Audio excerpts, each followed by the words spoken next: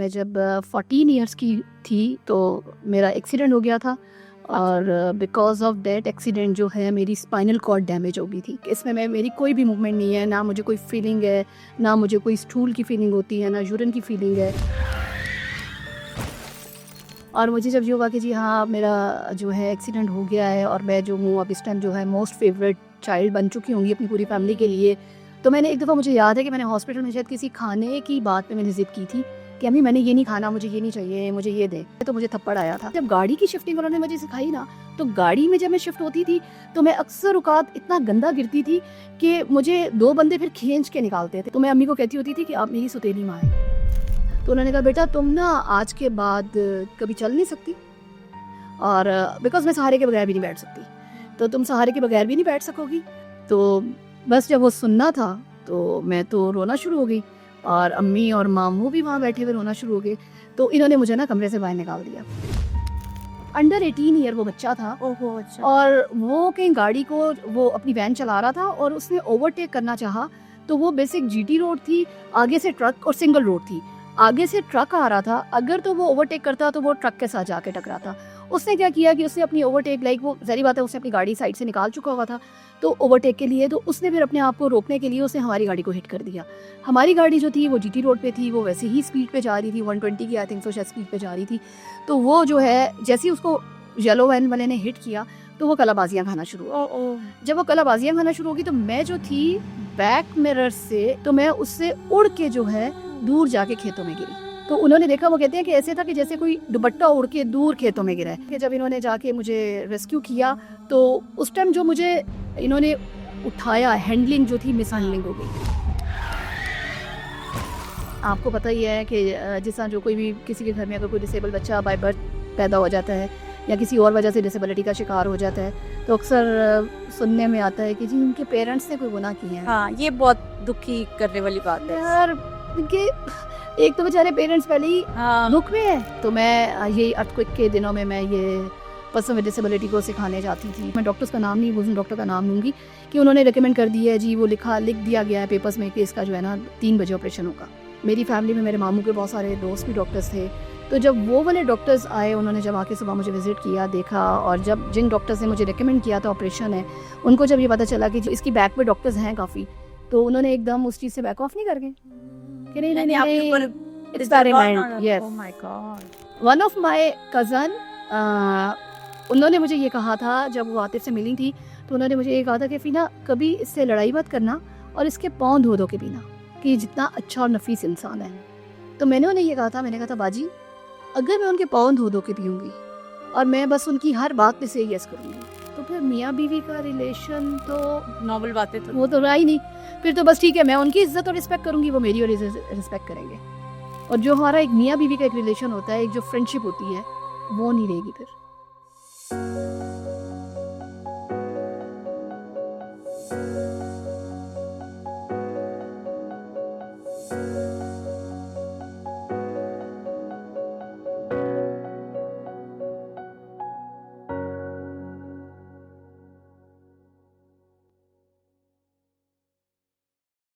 अस्सलाम वालेकुम। वालेकुम अस्सलाम। कैसी हैं? मैं ठीक ठाक, आप सुनाएं। फेमिना, हमेशा से इतनी इंस्पायरिंग आपकी पर्सनालिटी, आपकी कोशिशों को सलाम, आपकी वालदा को सलाम, जिन्होंने आज तक आपके ऊपर इतनी मेहनत की, यहाँ तक पहुँचाया। मेरा बड़ा अरसे से ये दिल चाहता था कि कभी मैं बैठूं और हम दोनों बात करें कि ये सफ़र, ये उड़ान कैसी रही, कहाँ पैदा हुई, प्लीज़ मुझे सब कुछ तफसील से बताएं। फ़र्स्ट ऑफ़ ऑल शाबा, थैंक यू वेरी मच कि आपने मुझे बुलाया और आप इतनी इज़्ज़त मुझे दे रही हैं, बहुत शुक्रिया आपका। आपके आने का शुक्रिया। बहुत शुक्रिया। और मेरा जो सफ़र ये स्टार्ट हुआ, मैंने मैं रावलपिंडी की ही जो है मेरी पैदाइश है, और मैंने जो है मैं जब 14 ईयर्स की थी तो मेरा एक्सीडेंट हो गया था, और बिकॉज़ ऑफ दैट एक्सीडेंट जो है मेरी स्पाइनल कॉर्ड डैमेज हो गई थी। पीछे से जो बैकबोन डैमेज होके वो जो स्पाइनल कॉर्ड, उसके अंदर जो कॉर्ड होती है वो प्रेस हो गई थी, और उसकी वजह से जो मेरा नीचे का पोर्शन है, मेरा T6 लेवल था, और T6 लेवल में जो मेरा ये चेस्ट से नीचे का जितना भी पोर्शन है ये बिल्कुल पैरालाइज हो गया। इसमें मेरी कोई भी मूवमेंट नहीं है, ना मुझे कोई फीलिंग है, ना मुझे कोई स्टूल की फीलिंग होती है, ना यूरिन की फीलिंग है। और उसके बाद जब डॉक्टर्स ने मुझे कहा, लाइक उन्होंने मुझे पहले 8 महीने तो बताया ही नहीं अच्छा। कि जो है मैं कभी चल नहीं सकती। और लेकिन उसके बाद जब उन्होंने मुझे बताया कि मैं कभी चल नहीं सकती, तो वो मेरे लिए बहुत शॉकिंग था। I know. But you know कि एक बच्ची लड़की, और ऊपर से फिर वो 14 इयर्स की हो, उसकी Female। बहुत सारी होप्स होती हैं। और मैं अभी उन्हीं होप्स को लेके चल ही रही थी। बहुत सी ऐसी ख्वाहिशात थी कि मैंने ये करूँगी, ये करना है, लेकिन एकदम से पता चल जाए कि जी अब आप टोटली डिसेबल्ड हो गए हो। तो वो एक बहुत बड़ा शॉक था मेरे लिए क्या, इवन मेरी फैमिली के लिए। और जब मेरे फादर उस टाइम पे जर्नी में थे जब मेरा एक्सीडेंट हुआ था, और उसके बाद जब वो 3 मंथ्स के बाद आए, तो उस टाइम मैं आईसीयू में थी, तो उनसे ये चीज़ वो बर्दाश्त ही नहीं कर सके और उनकी डेथ हो गई। ओह अच्छा। हाँ जी, और वो लाइक वो he is only 42 year old जिस टाइम उनकी डेथ हुई। और फिर अम्मी के लिए था कि अम्मी ने मुझे भी देखना था, और मेरा भाई भी कोई नहीं था। जी। और इवन जब फादर की डेथ पे भी सबसे ज़्यादा जो चीज़ फेस करनी पड़ी वो यही था कि अम्मी के लिए ये कमेंट आते थे कि बेचारी एक तो इतनी जल्दी एज में लाइक बेवा हो गई, ऊपर से 3 बेटी हैं, बेटा भी कोई नहीं है, और 3 बेटियों में से भी एक बेटी जो है वो पर्सन विद डिसेबिलिटी हो गई है। तो बस फिर उसके बाद लाइक जो है, तो शायद अल्लाह पे बहुत बड़ा ज़्यादा बिलीव था, तो चीज़ें लेके बस चलते रहे। फिर मैंने अपनी एजुकेशन नहीं छोड़ी। मैंने अपनी एजुकेशन जो है, जब मेरा एक्सीडेंट हुआ था तब मैं 8th क्लास में थी, अच्छा। लेकिन मुझे स्कूल वालों ने प्रमोट कर दिया और मैंने 9th से अपनी एजुकेशन जो है कंटिन्यू की। और फिर चलती गई, और साथ साथ में ये था कि रिहेबिलिटेशन, बिकॉज के वो टाइम था 1993 का, और उस टाइम पे आपको पता है कि पाकिस्तान में डिसेबिलिटी की इतनी अवेयरनेस नहीं थी, रिहेबिलिटेशन की खास तौर पे इतनी अवेयरनेस नहीं थी कि अगर एक पर्सन विद डिसेबिलिटी, अगर कोई भी एक्सीडेंटल केस भी आता है तो आपने उसको रिहेबिलिटेट कैसे करना है। देखिए, डिसेबिलिटी का होना जो है वो ये नहीं है कि अब एक बंदा अगर पर्सन विद या डिसेबल्ड हो गया है तो वो कुछ नहीं कर सकता, वो सब कुछ कर सकता है। बट ये था कि यहाँ पे गाइडेंस नहीं थी कि आपको अपने आप को रिहेबिलिटेट करके इंडिपेंडेंट कैसे बनना है। बिल्कुल। तो वो चीज़ जो थी मेरे लिए बहुत टफ थी, उसको मैंने 13 इयर्स में सीखा। और वो मुझे किसने सिखाया? मेरी माँ ने सिखाया। बिकॉज देखें ये चीज़ हम भी इसी माशरे में रहते हैं, you come across with lot of people, आप देखते हो, लेकिन कुछ लोग आउट ऑफ लव इतना पैम्पर कर देते हैं कि वो जो उसने खुद से एम्पावर होना होता है, जो सेल्फ कॉन्फिडेंस होता है, वो तो समहाउ कुछ पीछे ही रह जाता है, और वो उसको कुछ कोशिश जो ही नहीं होती ना, कि हर काम अगर आपको किसी दूसरे ने ही कर देना है तो फिर आपका कुछ करने की तो वो रहती नहीं है। लेकिन आंटी का मैं तो कहती हूँ कि बहुत, जिस तरह वो यूनिवर्सिटी लेवल पे भी आपके साथ चलती थी, स्कूल में आपने सब मेन स्ट्रीम जी मेन स्ट्रीम की में ही किया, जी। सो उनकी तो स्ट्रगल आई एग्री कि उससे मैं आपको एक मज़े की बात बताती हूँ कि जब मेरा एक्सीडेंट हुआ था, तो उस टाइम भी सही बात है कि मैं 1-2 महीने तो मैं हॉस्पिटल में ही रही थी। और मुझे जब ये हुआ कि जी हाँ, मेरा जो है एक्सीडेंट हो गया है, और मैं जो हूँ अब इस टाइम जो है मोस्ट फेवरेट चाइल्ड बन चुकी होंगी अपनी पूरी फैमिली के लिए। तो मैंने एक दफ़ा, मुझे याद है कि मैंने हॉस्पिटल में शायद किसी खाने की बात पे मैंने ज़िद की थी कि अम्मी मैंने ये नहीं खाना, मुझे ये नहीं चाहिए, मुझे ये दें। आपको पता है मोस्टली बच्चों को टिंडे-शिंडे नहीं पसंद होते हैं, तो लाइक मुझे भी नहीं पसंद थे। तो शायद मैंने कोई इसी तरह की कोई अम्मी को कहा था कि अम्मी मुझे ये नहीं चाहिए, तो मुझे थप्पड़ आया था। और अम्मी ने कहा था तुम ये मत समझो कि तुम इधर हॉस्पिटल में हो और या मैं तुम्हें जो है कोई एक्स्ट्रा ट्रीट करूँगी, नहीं, ये सब कुछ अल्लाह की तरफ से आया है, और ये passage of time, with the passage of time ये सब चीज़ें ठीक हो जाएंगी। और मेरी असल में तरफ ना से तुम्हें जब कोई दूसरा एक्स्ट्रा नहीं इंसान मिलेगा। चीज को नॉर्मल आपको रियलाइज कराए ना, दिस इज नॉर्मल, तो जिसने उसके एडवांटेज लेना होता है ना, वो स्पेशल बच्चा बन के, तो फिर वो भी बहुत सारी चीजें, बिकॉज देखिए ना, अगर पेरेंट ही आपको इस तरीके से लेके चलेगा तो वो जो जो प्रॉब्लम्स नहीं भी, और मेरा ख्याल से उस वक्त शायद कड़वा लगता है, वो बाद में लॉन्ग टर्म आपके लिए बहुत अच्छा होता है। उस टाइम तो इतना कड़वा लगता था कि जब मैं घर आई और घर आके अभी स्कूलिंग स्टार्ट नहीं की थी, तो अम्मी को ये था कि मैं शिफ्टिंग सीख लूँ, क्योंकि अम्मी मुझे, मैंने आपको जिस पहले बताया ना कि मुझे पहले 8 मंथ तो पता ही नहीं था कि मेरी ये डिसेबिलिटी परमानेंट है। मुझे जस्ट ये कहा गया था कि तुम शॉक में हो, उस शॉक की वजह से जो है तुम्हारा लोअर बॉडी जो है वो रिस्पॉन्ड नहीं कर रही है ना। तो ये है कि with the passage of time, जिस जिस एक्सरसाइजेज होंगी, फिजियोथेरेपी होगी, तो तुम रिस्पॉन्ड करना शुरू हो जाओगी और तुम चलना शुरू हो जाओगी।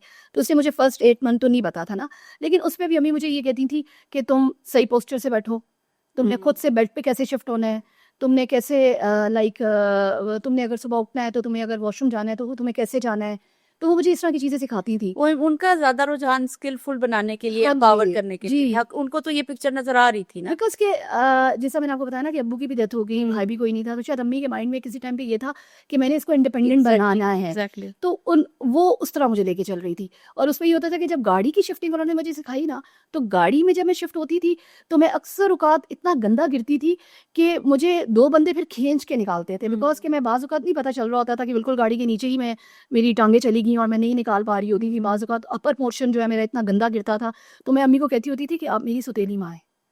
बिकॉज़ कि आप चाहती हैं कि मैं जो हूँ, मुझे जिस तरह चोटें लगती हैं, तो आप जो है मुझे चोटें लगती हैं और आप फिर भी कहती हैं अगले दिन फिर ट्राई रेडी करो, होना है हाँ ट्राई करो। कि आओ जी फ़ीना, अब फिर रेडी, फिर ये सीखना है। तो मैं कहती होती थी आप मेरी सौतेली माँ हैं, तो मुझे कहती होती थी कि नहीं, ये तुम्हें वक़्त बताएगा। True, नहीं। तो आपके सामने ही है वाक़ई अब अम्मी की वो कोशिशें। मैं इधर आपको एक चीज़ बताना चाहूँ कि मैंने आपको जैसा बताया कि मुझे स्टूल एंड यूरिन की फ़ीलिंग नहीं है, और मुझे फ़ीलिंग ना नहीं है, तो ऑब्वियसली मुझे कंट्रोल भी नहीं है। और मैंने कोई जो है परमानेंट कैथेटर नहीं लगाया हुआ। मेरी जो है जब एक्सीडेंट भी हुआ था तो उसके 2 महीने मुझे बस परमानेंट कैथेटर लगा हुआ, और जब मैं घर आई तो अम्मी ने सबसे पहला जो काम किया था वो परमानेंट कैथेटर रिमूव करवाया था। वो सबसे बड़ी बीमारी है। बिल्कुल, फिर उसके इन्फेक्शंस और हाँ उसके जी, फर्दर जी, कॉम्प्लिकेशंस। जब वो चीज़ रिमूव हुई ना, और फिर ये था कि उसके अम्मी ने मुझे सिखाया कि नहीं, तुम अपनी फीलिंग्स खुद डेवलप करो। तुम खुद सोचो कि तुम्हें कब यूरिन आता है, तुम्हें कब स्टूल पास करना है, और ये ऐसा ही हुआ। नशावा, मैं आपको बताऊँ कि आपके लिए ये चीज़ बहुत सरप्राइज़ होगी, लेकिन अब अगर मैं नॉर्मल कमरे के टेम्परेचर में बैठी हुई हूँ और मुझे एकदम से स्वेटिंग फ़ील हो, तो इट्स मीन मुझे स्टूल आया है। ओह अच्छा, आपको अपने सिम्टम्स हाँ, मुझे खुद से पता है और मैंने ये खुद से डेवलप किए हुए हैं। और लाइक या मेरे चीक्स बहुत ज़्यादा रेड होना शुरू हो जाए, और तो फिर मुझे फ़ील हो जाता है कि नहीं, I have to go washroom. अच्छा नुशा, मैं आपको इसमें ये बताऊँ, जैसा मैंने आपको पहले बताया कि मैं यूरिन जो है वो नॉर्मल तरीके से नहीं कर सकती हूँ, मैं एक सेल्फ कैथराइज़ेशन करती हूँ। जी। और सेल्फ कैथराइज़ेशन जो है वो एक मैं आपको दिखाती हूँ कि वो इस तरह की एक पाइप होती है, लाइक इस टाइप की पाइप होती है, और इसको जो है मुझे हर 4 आवर्स के बाद जो है इन करना होता है, अच्छा और अपना ब्लैडर जो है मुझे एम्प्टी करना होता है। अच्छा अच्छा। जी। उस ब्लैडर को एम्प्टी करने से फिर ये हो जाता है कि मुझे एक तो ये होता है कि कोई पैम्पर शैम्पर पहनने की ज़रूरत नहीं है, और दूसरा ये है कि मैं मोबाइल रहती हूँ। जैसा एक नॉर्मल बंदा है हाँ। उस तरह मैं भी हूँ। लाइक ना मैं कोई पैम्पर यूज़ कर रही हूँ, ना मुझे कोई वो है कि भी मेरा यूरिन निकल रहा है या लीक हो रहा है। आपको पता है गंदगी वाला एलिमेंट होता है, तो वो चीज़ नहीं है। तो उसके लिए लाइक मुझे बहुत स्ट्रगल करना पड़ी, और मुझे बिकॉज़ कि यहाँ पाकिस्तान में कोई नहीं इस चीज़ को सिखाता था। अच्छा फ़ेमिना, जब मुझे बताएं कि शुरू में तो आप कह रही हैं ना कि 8 मंथ्स तक आपको यही लगता रहा कि ये इम्प्रूव होगी, और आपको थोड़ा-सा ज़ाहिर बात है आपको भी प्रिपेयर कर रहे होंगे कुछ एक्सेप्टेंस देने के लिए। लेकिन जब आपको ये चीज़ पता लगी तो आपने फिर इमोशनली कैसे इस चीज़ को लिया था? मुझे ना ये चीज़ तब पता चली कि मैं एक यही AFIRM था, ये आर्म फोर्सेस का एक रिहेबिलिटेशन सेंटर है, वहाँ पर एक जनरल कियानी थे डॉक्टर। उनके पास जब मैं गई, और वो कोई चिकवाल से बिलोंग करते थे। जब मैं उनके पास गई तो उन्होंने, जब मैंने अपना नाम बताया जी फ़ेमिना पुरी, तो पहले तो वो ये कहते हैं, "ओ जी, पुरी चकवाल कैसे चले गए?" तो वो कहीं पीछे से मेरे किसी अम्मी के चचा को वो जानते थे। तो उस पे फिर उन्हें मैंने बताया, तो उन्होंने कहा कि जी, इस बच्ची को पता है कि इसकी लाइक मेडिकल हेल्थ क्या है? तो अम्मी ने इशारा किया, अम्मी और मेरे वन ऑफ मेरे मामू मेरे साथ थे, तो उन्होंने इशारा किया कि नहीं, इसको नहीं पता। अच्छा। तो उस पे उन्होंने फिर कहा कि नहीं, इसको बताना चाहिए। तो मैंने कहा क्या बताना चाहिए, क्या है मुझे ना? तो उन्होंने कहा बेटा, तुम ना आज के बाद कभी चल नहीं सकती, और बिकॉज़ मैं सहारे के बगैर भी नहीं बैठ सकती। तो तुम सहारे के बगैर भी नहीं बैठ सकोगी, और लेकिन तुम जो है शादी भी कर सकती हो, तुमने जो काम करना हो तुम कर सकती हो, बट ये है कि वो तुम्हारी अपनी ऊपर विल के ऊपर डिपेंड करता है। बट तुम ये कहो कि जी, तुम्हें किसी वक्त के किसी हिस्से में तुम चलना शुरू हो जाओ, या तुम्हें यूरिन एंड स्टूल की फीलिंग आ जाए, तो इवन वो अगर तुम कभी चलना भी शुरू हो जाओ, बाय गॉड, अल्लाह की तरफ से अगर कुछ ऐसा मुआवजा हो जाए और तुम चलना शुरू हो जाओ, तो तुम्हें यूरिन एंड स्टूल की फीलिंग कभी भी नहीं होगी। नहीं आएगी। ये तुम्हें खुद ही मैनेज करना है। तो बस जब वो सुनना था, तो मैं तो रोना शुरू हो गई, और अम्मी और मामू भी वहाँ बैठे हुए रोना शुरू हो गए।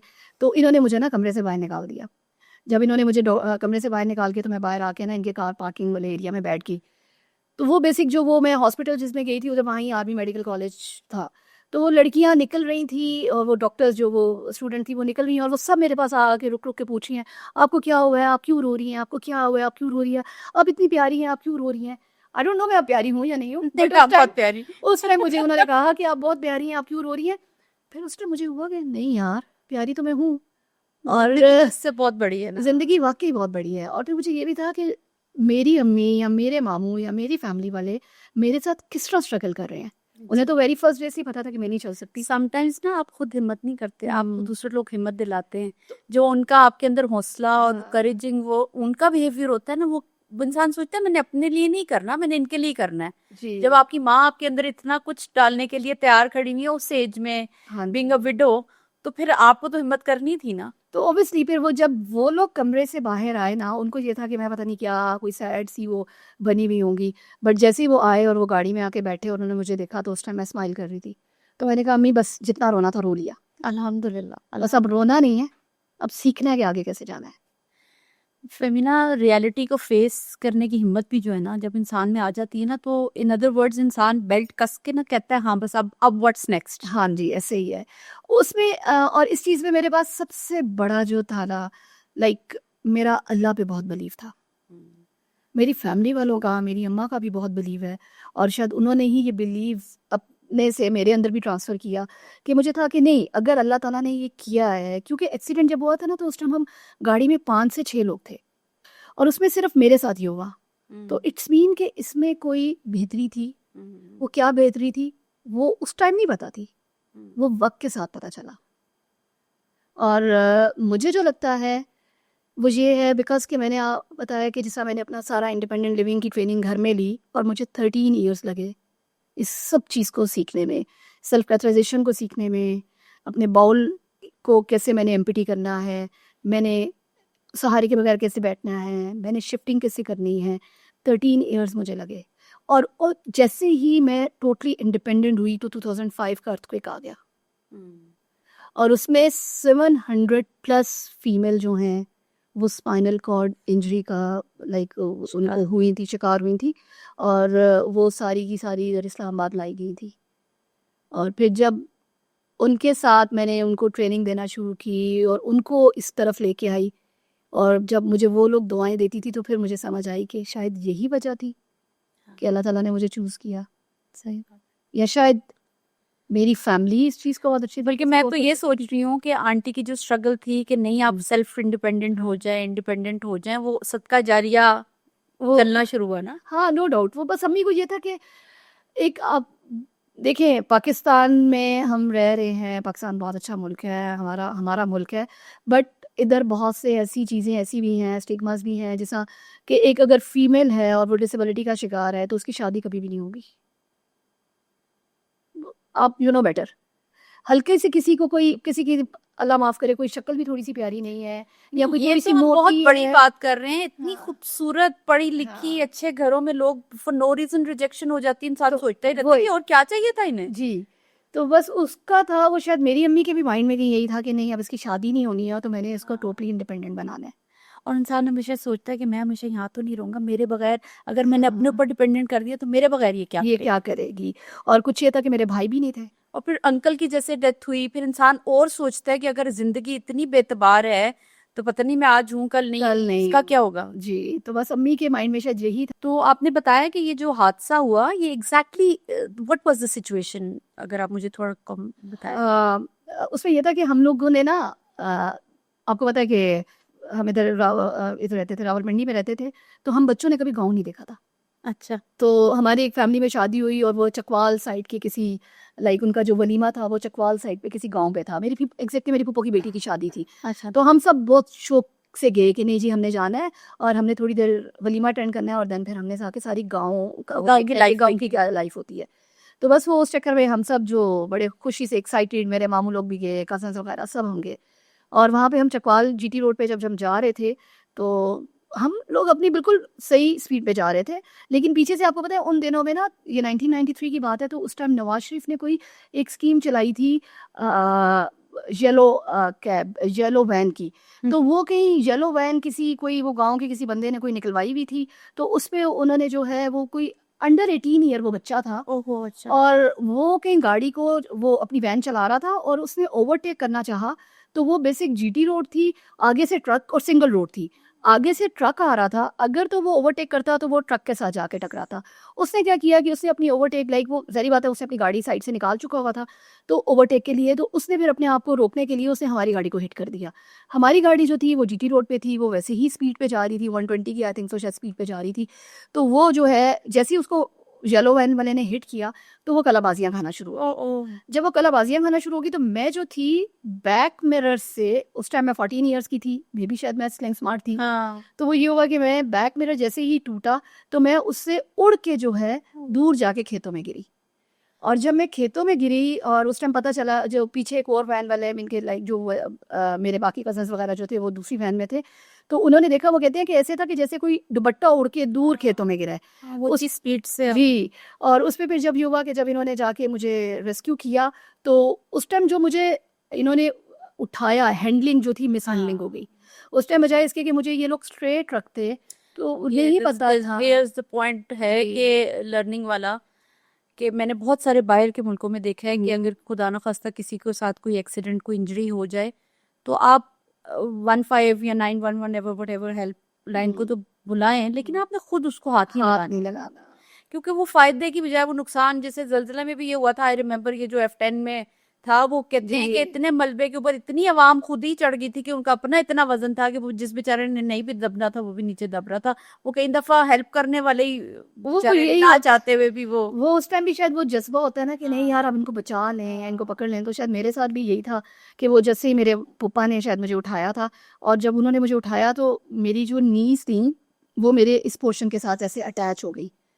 तो वो फिर जो है डॉक्टर्स भी यही कह रहे थे कि जो मेरी इंजरी हुई वो इसी वजह से ज़्यादा हुई।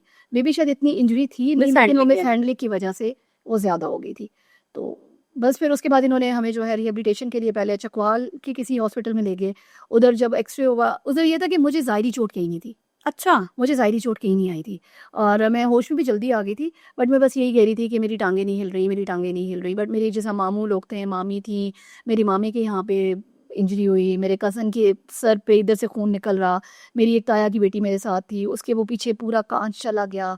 मेरे साथ ऐसा कुछ नहीं हुआ, लेकिन जब एक्सरे हुए तो उसमें सबसे पुकार ही ये पड़ गई कि फ़ौरन से पहले एम्बुलेंसेस का इंतज़ाम करो और फ़ेमिना को जो है किसी बड़े हॉस्पिटल लेके जाओ। अच्छा तो अम्मी वाज शॉक्ड कि क्यों, ये तो ठीक पेरेंटली है, सब ठीक है। हाँ ये तो सब ठीक है, इसकी टांगें नहीं हिल रही तो शायद ये खौफ में है, श्योर इस वजह से है। तो उन्होंने कहा नहीं, ये इस टाइम सबसे ज़्यादा सीरियस है, इसको फ़ौरन से पहले हॉस्पिटल लेके जाओ। तो अम्मी कहती हैं कि उस टाइम मेरी हिम्मत ही नहीं पड़ी कि मैं डॉक्टर से पूछूं कि तुम क्यों सीरियस क्यों हो, तुम्हें सीरियस क्या कह है। क्यों रहे हो। बट मैं ये बस मैं पेन क्लेम कर रही थी कि मुझे बैक पेन है और मेरी टांगें नहीं हिल रही, मेरी टांगें नहीं हिल रही। और बस फिर वो उसी टाइम जो है फिर ये लोग रात हम मुश्किल 3 बजे 12 बजे का एक्सीडेंट हुआ, हम रात 3 बजे पेम्स पहुंचे। अच्छा, तो उसके बाद आप कह रही हैं आप पिम्स जी हो गए। पेम्स में फिर गए और वहाँ पे फिर जब डॉक्टर्स आए और फिर उसी टाइम मेरा एक्सरे वगैरह हुआ और फिर सिटी स्कैन वगैरह हुआ, तो देन लाइक फैमिली को तो पता चल गया था कि मेरी स्पाइनल कॉर्ड डैमेज है। और उस पर उन्होंने ये कहा था कि 72 आवर्स में अगर मैं अपने पाँव हिला लूँगी तो मैं ठीक हूँ, अदरवाइज़ ये है कि नहीं, मैं परमानेंट डिसेबिलिटी का शिकार हूँ। तो बस फिर डॉक्टर्स ने तो यही कहा था उस टाइम पे, लाइक वो बाद में पता चला जब मुझे कि भी अम्मी के थ्रू के भी डॉक्टर्स ने तो ये कहा था कि ये ना बैठ सकेगी, ना चल सकेगी, ना ये इवन के कपड़े भी सीधे पहनना इसके लिए थोड़े से मुश्किल हो जाएंगे, और ये जस्ट टोटली बस बेड रिडन में है, आप बस इसको घर ले जाएं और बस दुआ करेंगे अल्लाह ताला इसके लिए बेहतर करे, लाइक ऐसी सिचुएशन थी। तो बट और इस चीज को अप्रोक्सीमेटली कितने साल हो चुके हैं? अभी it's 31 year, because now I am 46, तो आई होप कि 31 ईयर हो गया है। हाँ, फर्दर कुछ अगर 25 में होगा तो 32 इयर्स। हाँ तो वो कुछ ऐसा। तो बस फिर स्ट्रगल स्टार्ट हुई। इतनी हिम्मत कहाँ से लाई? अल्लाह, सिर्फ अल्लाह। देखिए आप जो है ना, जब एक्सीडेंट होता हुआ या आपके साथ कभी कोई एक्सीडेंट ना भी हो, कुछ भी बुरा हो सकता है, हम्म उस जब कुछ बुरा होता है ना तो आपके पास 2 चीज़ें होती हैं, या तो आप उस बुरे को एक्सेप्ट कर लो, या बस उस बुरे को जो है ना आप एक्सेप्ट ना करो और रोना भावना रोते मचाते रहो। रोना रोते हाँ, तो या बस फेस करो। हाँ, और वो भी ये था कि मेरे माइंड में ये था कि अगर मैं इसको एक्सेप्ट नहीं करूँगी, मैं 1 दिन, 2 दिन, 3 दिन, महीना, 2 महीने मुझे मेरे घर वाले कहेंगे कि तुम लाइक मेनस्ट्रीम अपने आप को कर लो सोसाइटी में, वो उसके बाद मुझे नहीं कहेंगे। उसके बाद मैं आइसोलेशन का शिकार हो जाऊँगी, डिप्रेशन, और बस मैं फिर अपनी ज़िंदगी ख़त्म कर लूँगी। ज़िंदगी तो एक दफ़ा मिलती है। तो क्यों ना इसको एंजॉय किया जाए। एंजॉय के अलावा आपने तो इसको ना एक कारामत पुर्जा बना दिया ना खुद को सोसाइटी के लिए।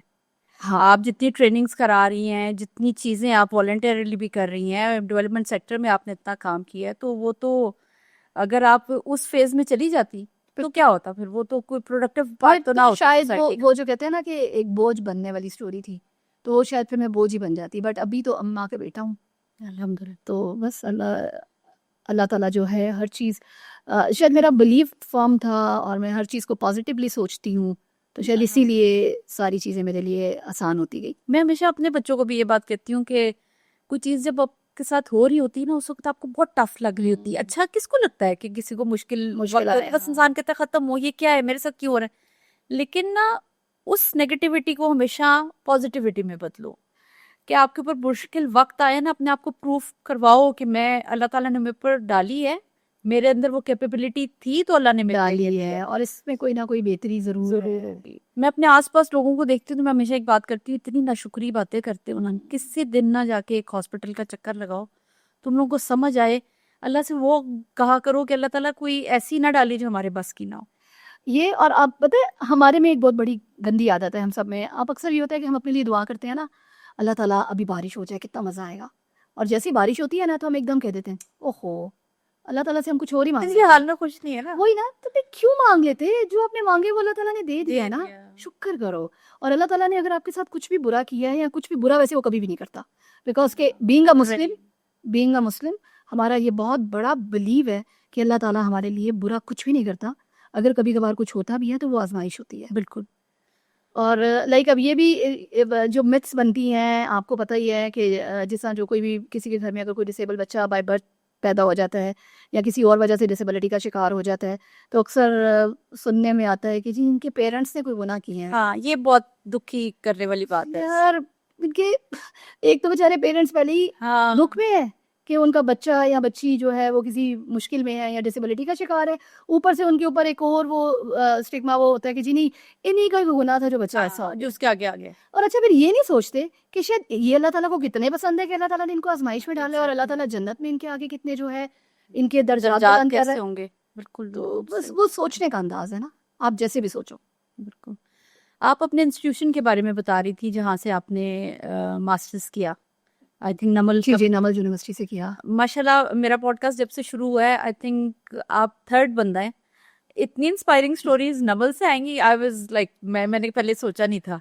और आप बता रही थी कि उन लोगों ने काफी आपको आपकी फ्रेंडली मूवमेंट के लिए जी काफी कुछ किया वहाँ पे। उन्होंने उन्होंने मुझे जो है लाइक जब मैंने मेरा जब बीएससी कंप्लीट हुआ तो उसके बाद मैंने बहुत सारी यूनिवर्सिटीज़ में अप्लाई किया, मैं यहाँ नाम नहीं लेना चाहूँगी, बट उन यूनिवर्सिटीज़ ने मुझे ये कह के रिजेक्ट किया, लिटरली एक यूनिवर्सिटी ने तो मुझे ये कह के रिजेक्ट किया कि इकोनॉमिक्स डिपार्टमेंट ऊपर है, तो हम इनके लिए पूरा डिपार्टमेंट नीचे नहीं शिफ्ट कर सकते। और उस टाइम थोड़ा सा मुझे हुआ कि ये क्या है, लाइक कि मैं क्या करूँगी या मैं कुछ भी नहीं कर सकती। लेकिन पता है फमीना, मैं सोचती हूँ हम लोग को सबका बहुत बिलीफ है इस्तिखारे के ऊपर। इस्तिखारे का जो मेन मेथडोलॉजी है ना उसके पीछे वो ये है कि अल्लाह ताला ना आपके सामने वो रास्ते खोल देता है जो आपके लिए ठीक हैं, और वो रास्ते खुद ही बंद हो जाते हैं जो आपके लिए ठीक नहीं है। अगर शायद आप उस जगह से वो पढ़ाई मुकम्मल करती, शायद अल्लाह ताला ने आपके लिए कोई और पाथ लिखा हुआ था, तभी वो रास्ता बंद था आपके लिए। हाँ, वो भी अब मैं आपको बताती हूँ, बात थोड़ी लंबी हो जाएगी लेकिन उसमें आप टेक योर टाइम। अच्छा we are here to listen. उसमें ये था कि बिकॉज के देखिए मोस्टली यूनिवर्सिटीज़ की टाइमिंग होती हैं like 9 to like 8:30 to even रात 8 बजे तक, और बीच में 4-4 घंटों का गैप होता है क्लासेस में। तो मैंने आपको जैसा बताया कि मैंने 13 ईयर्स में टोटली इंडिपेंडेंट हुई थी।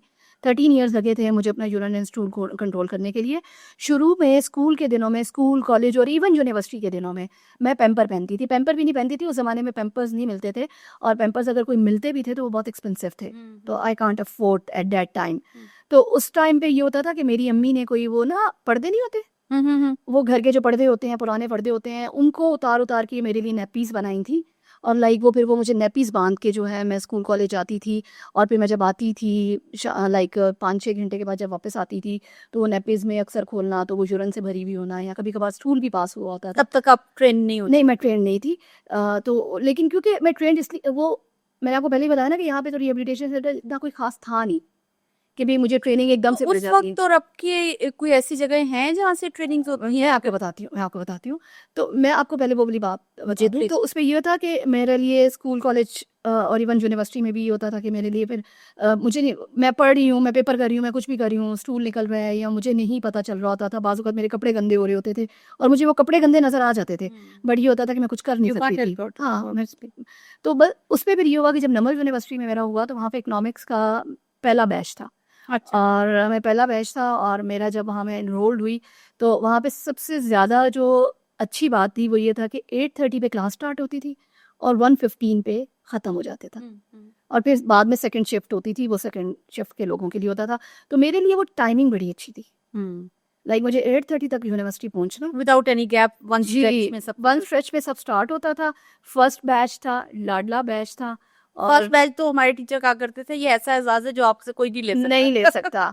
तो वो इसी तरह ही था और माशाल्लाह मेरे सारे टीचर्स भी, मैं लाइक जितने टीचर्स थे और वो बहुत ज़्यादा कोऑपरेटिव थे और उन्होंने हर लिहाज से जो है ना मेरे साथ लाइक मुझे हर तरह फैसिलिटेट करने की कोशिश की। और आई एम वेरी थैंकफुल कि मुझे अल्लाह ताला ने मेरी डायरेक्शन सही जगह पे लेके आया और मैं उस यूनिवर्सिटी में मैंने किया और जो है आज शायद मैं यहाँ तक जो पहुँची हूँ। अल्हम्दुलिल्लाह। अच्छा, अब आपकी एजुकेशन कंप्लीट हो गई, अगला मरहला क्या था? हाँ जी, एजुकेशन जब मेरी कंप्लीट हुई तो उस पे पहले यही कहा गया था मुझे कि जी एजुकेशन के बाद तुमने लाइक फैमिली वालों की तरफ से था कि तुमने इंडिपेंडेंट होना है और तुमने इकोनॉमिकली भी इंडिपेंडेंट होना है और कोई जॉब वगैरह। बट मुझे लगता था कि शायद मैं कभी जॉब नहीं कर सकती हूँ बिकॉज़ कि ये थोड़ा-सा मुश्किल चीज़ है, बाहर निकलना और डेली बेसिस पे तो कैसे होगा? और मैं जैसी बात है उस टाइम तक मैं इवन नेपिस में थी। अच्छा। हाँ, उस टाइम तक मैं इवन नेपिस में थी और मेरे लिए ये सारी चीज़ें बहुत मुश्किल मुझे लग रही थी, ये कैसे होगा? बिकॉज़ कि 2005 के जब अर्थक्वेक आया था तो नो डाउट मैं लोगों को जाके तो वो दे रही थी, ट्रेनिंग्स दे रही थी कि आप लोगों ने कैसे इंडिपेंडेंट होना है और आप लोगों ने सेल्फ रेलाइज़ेशन कैसे करनी है। लेकिन उस टाइम तक मैं सेल्फ रेलाइज़ेशन खुद नहीं कर पा रही थी, वो मैं क्यों नहीं कर पा रही थी मैं अभी आपको बताती हूँ। अच्छा। बिकॉज़ कि पाकिस्तान में ये बहुत नया कॉन्सेप्ट था सेल्फ रेलाइज़ेशन का। अच्छा। ठीक है? और मेरा जो है एक्सीडेंट को 13 इयर्स गुज़र चुके हुए थे और जब मुझे सेल्फ रेलाइज़ेशन का पता चला था मेरे एक्सीडेंट के कोई 12 इयर्स के बाद, तो जब मैंने सेल्फ रेलाइज़ेशन खुद करना शुरू की तो मेरा यूरिन बजाय इसके कि मेरा ब्लैडर एम्प्टी होने के बाद ये होता है कि आपको यूरिन नहीं आता। लेकिन मैं जैसे सेल्फ रेलाइज़ेशन करके हटती थी ना तो मेरा यूरिन ट्रिप करना शुरू हो जाता था। अच्छा। मैंने बहुत सारे यूरोलॉजिस्ट को कंसल्ट किया कि ये क्या वजह है, मेरा क्यों ट्रिप कर रहा है, मेरे साथ ऐसा क्यों हो रहा है। तो उनमें से बहुत सारे यूरोलॉजिस्ट ने मुझे ये कहा कि आपको बहुत टाइम हो गया हुआ है। आप यूँ करें कि आप पेट में सुबह में शायद कुछ होता है, कोई ऑपरेशन सा होता है, तो आप वहाँ पे पाथवे बनवा लें अपने यूरिन के लिए। ओह अच्छा। तो आप उस पाथवे को ख़त्म करके तो पेट के अंदर वो पाथवे बनवा लें और उससे जो है आप यूरिन फिर आपका ईज़िली आप जो है वो बैग सा लग जाएगा तो आप उससे करें। तो मैंने कहा नहीं सॉरी मैं नहीं वो कर सकती, मुझे सेल्फ रेलाइज़ेशन ही सीखनी है। तो उस पर उन्होंने कहा कि नहीं आपके अंदर कोई लीकेज वाला एलिमेंट है, जो मुझे आज तक नहीं समझ आई। बट उस then time further on that fixed, ये लीकेज वाला एलिमेंट फिक्स हो गया। मैं आपको बता रही हूँ ना, अच्छा। मुझे कहा गया कि जी ये लीकेज वाला एलिमेंट है तो ये इस वजह से आप इस तरह नहीं कर पा रहे हो। मेरी अम्मी ने कहा कि ठीक है लीकेज वाला भी एलिमेंट निकल आया है तो पता नहीं क्या आया है, बस ठीक है तुम ये जो पैम्पर्स यूज़ कर रही हो, उस ज़माने में ये हुआ था कि 2005 में पैम्पर्स आना शुरू हो गए थे। ठीक है तुम लोगों को तो सिखा रही हो बट ये है कि तुम खुद मत करो, बस ठीक है पैम्पर्स में ही रहो। अच्छा, अब वो जॉब का था कि जी जॉब करनी है तो मैं ये अर्थक्वेक के दिनों में मैं ये पर्सन विद डिसेबिलिटी को सिखाने जाती थी तो उधर ही हमारा कोई एक सेमिनार था, सीबी शॉट के नाम से कोई एक इंटरनेशनल सेमिनार हो रहा था जिसमें पर्सन विद डिसेबिलिटी और डीपीओज़ डिसेबल पीपल ऑर्गेनाइजेशंस मिलके और गवर्नमेंट के साथ मिलके कोई एक इंटरनेशनल लेवल का एक सेमिनार करवा रहे थे। वहाँ पे मुझे भी किसी के थ्रू पता चला, मैं भी उधर इन्वॉल्व हुई और जब मैं वहाँ इन्वॉल्व हुई तो वो बेसिक वर्ल्ड बैंक उस सेमिनार को फंड कर रहा था। तो उधर जो है वहाँ पे उन्होंने मुझे जो है कहा एक दिन ऐसे ही मेरे साथ वर्ल्ड बैंक के थे वो एक ट्रस्ट फंड के एक मैनेजर थे तो वो उन्होंने मुझे कहा कि आप रोज़ आती हैं इधर सेमिनार में तो आपका कितना, क्योंकि हम सब पर्सन विद डिसेबिलिटी को ट्रांसपोर्टेशन कॉस्ट दे रहे हैं तो हम आपको कितनी ट्रांसपोर्टेशन कॉस्ट दें। तो मैं हंसना शुरू होगी तो मैंने कहा कि मुझे तो ट्रांसपोर्टेशन कॉस्ट जो है आप सिर्फ जो है 100 रुपीज़ दे दो। कहते क्यों? मैंने कहा मैं इधर करीब से ही आती हूँ तो मुझे सच ट्रांसपोर्टेशन कॉस्ट की ज़रूरत नहीं है। हाँ, मैंने अभी एमएससी अपनी कंप्लीट किया, कुछ कर सकते हैं तो मेरे लिए जॉब का करें। तो वो जो थे वो बहुत नाइस थे तो उन्होंने मुझे कहा ठीक है आप कल आके ना मेरे पास सीवी ड्रॉप कर दें। I was shocked, world bank में सीवी, ये कैसे हो सकता है? फ़ौरन से पहले मैंने अपने यूनिवर्सिटी सर को फ़ोन किया, मैंने कहा सर मुझे तो सीवी भी नहीं बनानी आता। तो मैंने तो सीवी बनाई भी नहीं हुई और वो मुझे कह रहे हैं कि आप वर्ल्ड बैंक में आके सीवी ड्रॉप करें। तो सर कहते हैं अच्छा आप सुबह आ जाना, मैं आपकी सीवी बना दूँगा तो आप ले जाना। लेकिन सॉरी अभी यहाँ पे इस स्टोरी को होल्ड करें, मैं ये समझना चाह रही हूँ कि आप सिर्फ वॉलंटरली घर से इस डिसेबिलिटी के साथ कॉलेज लाइफ में अर्थक्वेक के लिए बस निकल पड़ी कि मैंने उन्हें सिखाना है, या किसी के साथ यूनिवर्सिटी के जुड़ी, बाद किसी ऑर्गेनाइजेशन के साथ, कैसे, मतलब ये वॉलंटियर वाला जो काम आप सिखाने का कर रही थी अर्थक्वेक विक्टिम्स को, हाँ हाँ वो खुद से नहीं नहीं नहीं नहीं नहीं वो एक ऑर्गेनाइजेशन थी milestone society for the special person.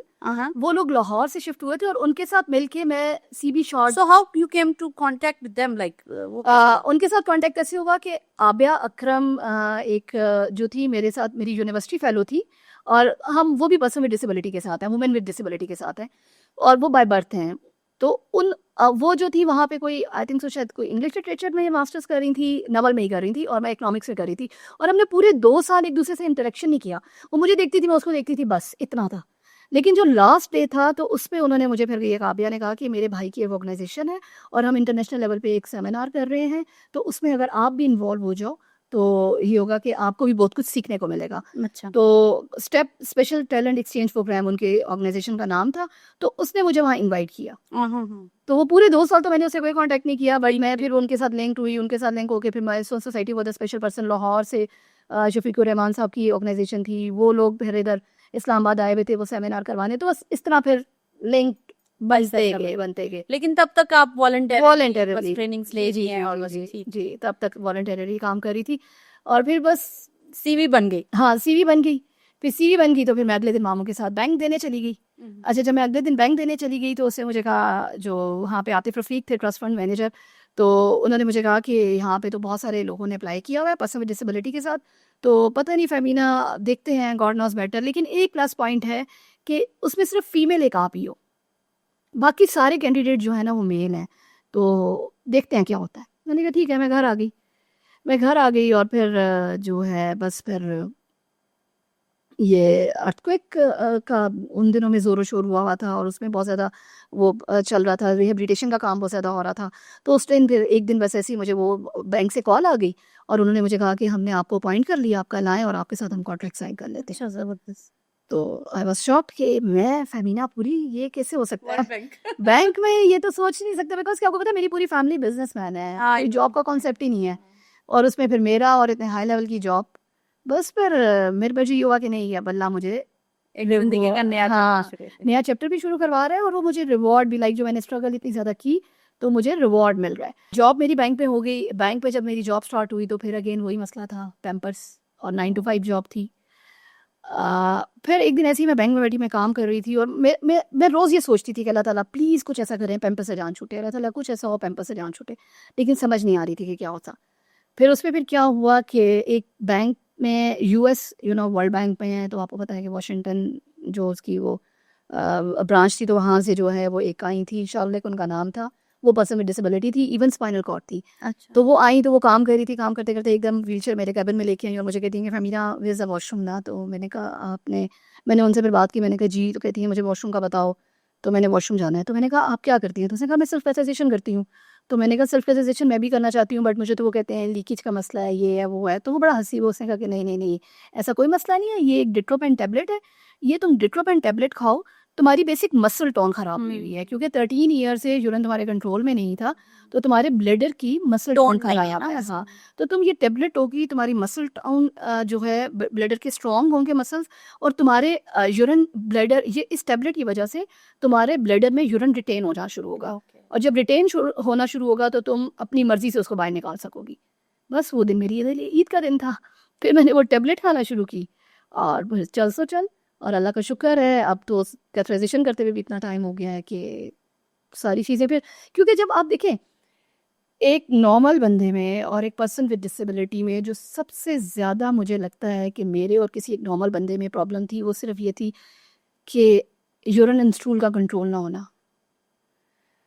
बारिश बाहर होती थी, सारी फैमिली के बंदे एंजॉय कर रहे होते थे, और मुझे ये होता था ओ सुबह मैंने कॉलेज जाना है, मैंने यूनिवर्सिटी जाना है, मेरे तो शीटें बाहर सूख रही हैं, हाँ, वो सूखेंगी तो मैं पहन के जाऊंगी।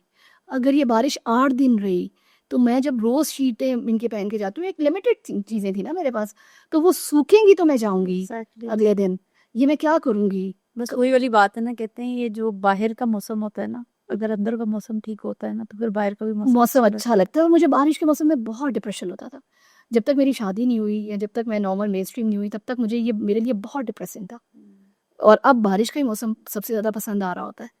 लेकिन वो यही होता है ना कि गाइडेंस होना बहुत ज़रूरी है। लाइक डॉक्टर्स को मैं बुरा नहीं कहूँगी, मेरी अपनी फैमिली में माशाल्लाह बहुत से डॉक्टर हैं, मैं उनको बुरा नहीं कहूँगी, बट मे बी शायद डॉक्टर्स को भी इसके बारे में नहीं पढ़ाया जा रहा होता, या उनको बस सीधा सीधा पढ़ाया जा रहा होता है। अगर कोई आई स्पेशलिस्ट है तो वो आई स्पेशलिस्ट की बात करेगा, या जो कोई गायनेकोलॉजिस्ट है तो वो गायनेकोलॉजिस्ट की बात करेगा। बल्कि यहाँ पे मैं आपसे एक और बात भी पूछना चाहूंगी कि देखें, लेमैन तो चलो समझते हैं हम लोग, डॉक्टर्स की जब हम बात कर रहे हैं तो obviously they must be very competent in their own fields, but somehow counselling उन्हें करनी या दूसरे को समझाना या ठीक बात का रिस्पांस कैसे देना है, मैं देखती हूँ ये एरिया काफ़ी वीक होता है काफ़ी जगहों पे।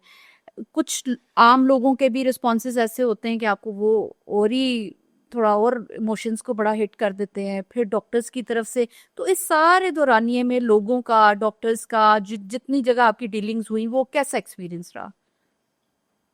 डॉक्टर्स का साथ पता है क्या अलमिया है, डॉक्टर्स मैंने आपको जैसा बताया ना कि हर कोई डॉक्टर अपनी स्पेशलाइज्ड फील्ड में नो डाउट कॉम्पिटेंट है, वो फुल महारत रखता है, लेकिन वो अपनी फील्ड से थोड़ा सा हटा नहीं, उसको नहीं पता होता कि ये कैसे डील करना है। फॉर एग्जांपल कि अब जैसा मैं के पास न्यूरोलॉजिस्ट मुझे डील कर रहा था, बट न्यूरोलॉजिस्ट को ये नहीं पता था कि मुझे यूरोलॉजिस्ट यानी कि यूरिन के प्रॉब्लम को मुझे कैसे सॉल्व करना है, वो उसको नहीं मुझे गाइड करना आ रहा था। और डॉक्टर्स का एक ये होता था कि जैसा उन्होंने न्यूरोलॉजिस्ट ने उसी टाइम मेरी अम्मा को कह दिया था ये चल नहीं सकेगी, ये बैठ नहीं सकेगी, ये सारी उम्र लेटी रहेगी, ये स्कूल कॉलेज नहीं जा सकेगी। तो मेरे ख्याल से नहीं, आपको गाइडेंस तो कम से कम दे देनी चाहिए। क्योंकि जब मेरा भी ये हुआ था कि जब मेरी अम्मी को पता चला था, और उसके बाद जब मेरी सेल्फ का अम्मी ने वो कैथेटर वगैरह भी उतार दिया, तो उसके बाद अम्मी ने डॉक्टर के पास जाके, या जब मुझे भी पता चल गया था 8 महीने के बाद, तो फिर हम एक दफ़ा फिर न्यूरोलॉजिस्ट के पास गए, और सिर्फ अम्मी ने ये बात की थी कि अब अगर ये गिरे या इसको कुछ होगा तो इसकी डिसेबिलिटी बढ़ेगी। तो उन्होंने कहा था कि नहीं, डिसेबिलिटी नहीं बढ़ेगी। तो अम्मी ने कहा बस ठीक है, फिर मैं हूँ, मेरा अल्लाह है और ये है। फिर अम्मी ने मुझे सारी चीज़ें सिखाना शुरू की।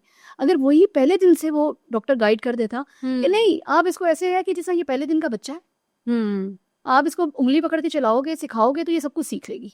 हाँ, नो डाउट मैं चलना नहीं सीखूंगी, वो तो अब एक प्रॉब्लम आएगी है। इस तरह से मुझे कुछ याद आया है, कभी कोई ऐसी आपको कोई सेंसेशन कि जिस पे कोई मिरेकुलस आप कोई होप रखती हो, कुछ ऐसा? ये कहा जाता था कि तुम्हें कोई ऐसा शौक मिले तो मे बी शायद तुम चलना शुरू हो जाओ, लाइक फिल्मों की तरह ना। हाँ, एग्जैक्टली मेरे दिमाग में तो वही या चल रहा है। कभी तुम्हें कोई ऐसी खुशी मिले तो शायद तुम चलना शुरू हो जाओ। तो जब अब्बू की डेथ की खबर आई ना, तो सब फैमिली एकदम, वो बहुत सडन थी, बहुत सडन डेथ थी। अच्छा। उसमें जब पता चला, फ़ोन आया कि जिस अब्बू की डेथ हो गई है, तो सबने मुझे इस तरह करके देखना शुरू कर दिया। They were तो मैं expecting चुप all- करके बैठ गई, मैंने क्या कहना था।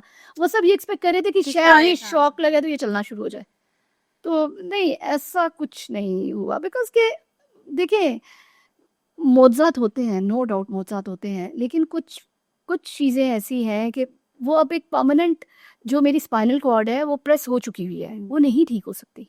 तो कभी डॉक्टर्स ने ये नहीं कहा कि वो जो प्रेस हो चुकी है, और कोई ऐसा कोई इनोवेशन, कोई ऑपरेशन, कोई बाहर जाके कोई ऐसी चीज, उसमें कभी कोई हो? नुशाबा, उसमें ये था कि शुरू में, मैं आपको एक ये भी थोड़ी सी बात बताती हूँ।